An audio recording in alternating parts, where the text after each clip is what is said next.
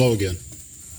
So this young lady working at a restaurant, waiting on this family, large family, and they get up and leave, and their bill was like $80-something, large family, and they didn't leave a tip. So she throws a fit, starts picking stuff up off their table and throwing it on the floor, screaming at them, block their exit from the restaurant, saying, if you can afford the $83, then you can afford 20% tip.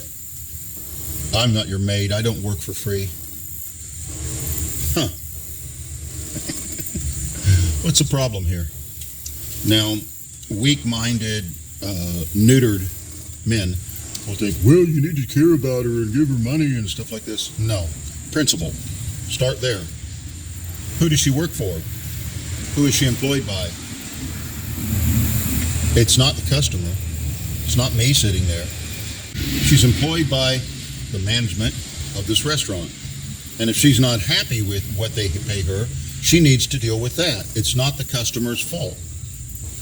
And hey, if it actually is going to cost you 20% more, why don't they just raise the prices 20% on the menu and pay her more?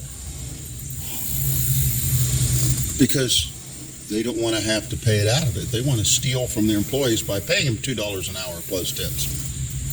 I mean, really? I simply wouldn't settle for that. I'd say, no, you're going to pay me a real wage, and if I get tips, I get tips. If I don't, I don't. Either way, I'm going to put my heart into my work because that's what you do if you have a job. And it'll be real. Back in the 1930s, there was a movie, and I walk into this diner. Now, it was a movie set made to look like a diner. And behind the counter, there was a sign on the wall that said, keep your change, tipping is un-American. Un-American. You know, back in the 1930s, there was the communist stuff that everybody was talking about, and a lot of people, because times were hard, were looking at different possibilities and considering communism and stuff, and there's a lot of struggle with that back then.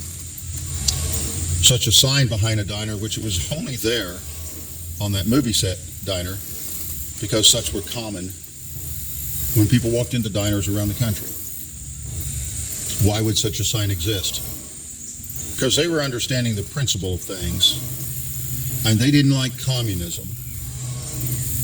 Oh, seems we've accepted communism by making tipping a normally accepted and required thing.